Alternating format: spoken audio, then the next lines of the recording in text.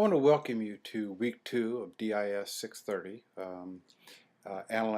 Analyzing disability policy is going to be our topic today.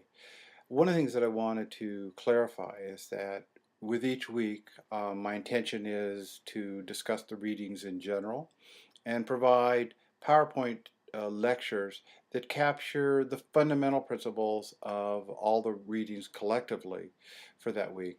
They won't be, the PowerPoints won't be detailing or summaries of the readings because I trust that you're going to be reading them, and these will allow us to provide some clarification. But clearly during the week, if there are questions about the readings, please post those and I'll try and respond to those as well.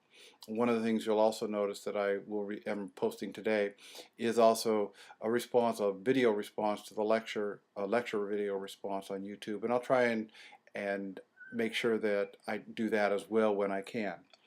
But let's kind of jump right in because this is, I think, a complex issue, and this is ultimately going to serve as part of the basis for your final project for this class, in which you're really asked to analyze and use a model of analysis of disability policy, and where you're asking you to use explanatory legitimacy.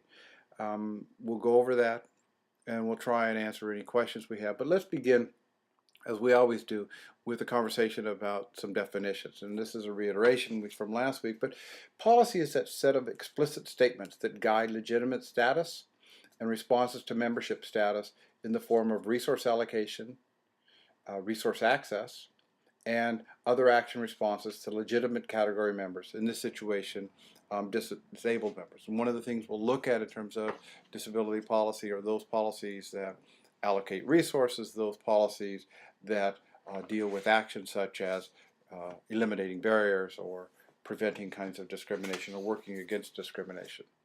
By disability, what we mean in our disability studies program is a contextually embedded dynamic grand category of human diversity. So we view disability as existing within a larger category of human diversity.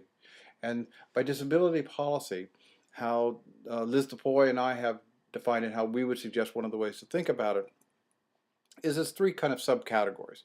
One is disability exclusive policy. I'll provide definitions of this, but disability exclusive policy, disability embedded policy, and finally disability implicit policy. By disability exclusive policy, we mean this set of policies included explicit statement that legitimate membership criteria in the disability category is involved. It guides responses to legitimate category members, disabled individuals, and are exclusively focused on disability. Examples of this would be the IDEA legislation, the ADA, and the Rehabilitation Act of 1973. If you look at those pieces of legislation, what you'll see at the very beginning in the definition of who's covered are definitions of disability. And I would encourage you, as we go through this semester through the summer session, is to look at the varying definitions, both in terms of how they've evolved as well as who they define as being disabled. The second piece of legislation involves disability embedded legislation. And what we mean by these are those policies in which disability is one of 2 or more groups addressed in the policy. As example here would be the Violence Against Women's Act of 1994 and 2000, as well as the Fair Housing Act of 1998. Clearly there are many others, but in these cases, these are policies or legislation that deal with a variety of categories or groups of individuals, and disability is but one of the many categories. And so you would need to look back to those policies and then find out within the policy how disability is defined and which group, and we'll get back to this and when we talk about hierarchy and pedigree, that which group of individuals with disabilities are covered. Those disability exclusive and disability embedded policies are going to be the policies we're really going to be looking at for your final papers for this class. But a third really important category or subcategory of policy is disability implicit policy.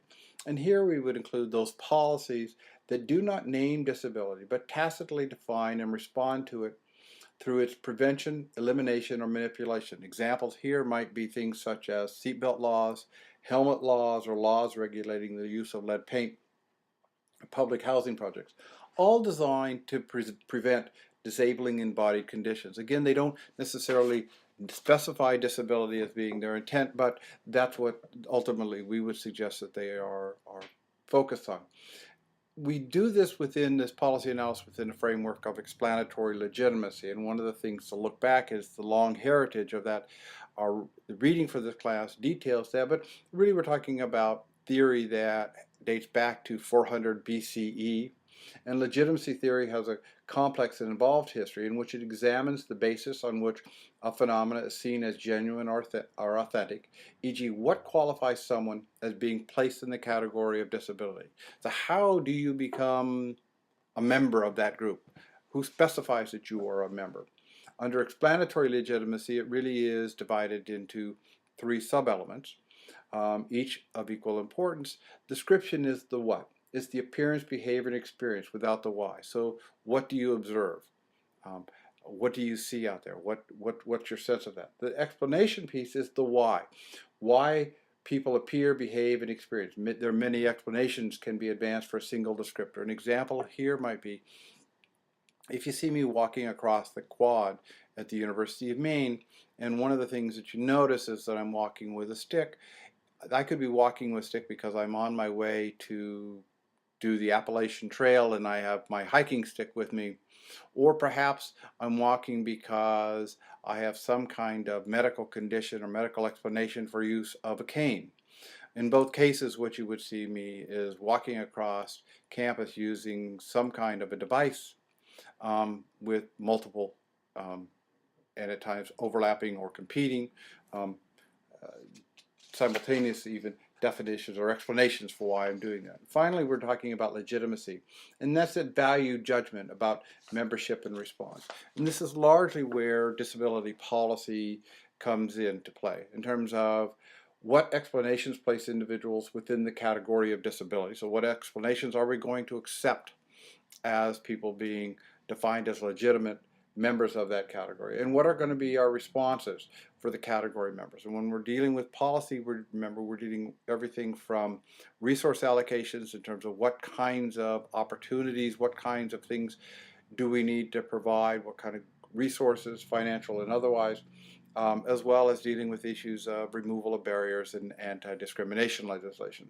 Policy is one legitimate response to category members. And remember, there are many others, but that is one response. Within this comes the conversation about pedigree, in terms of who's covered.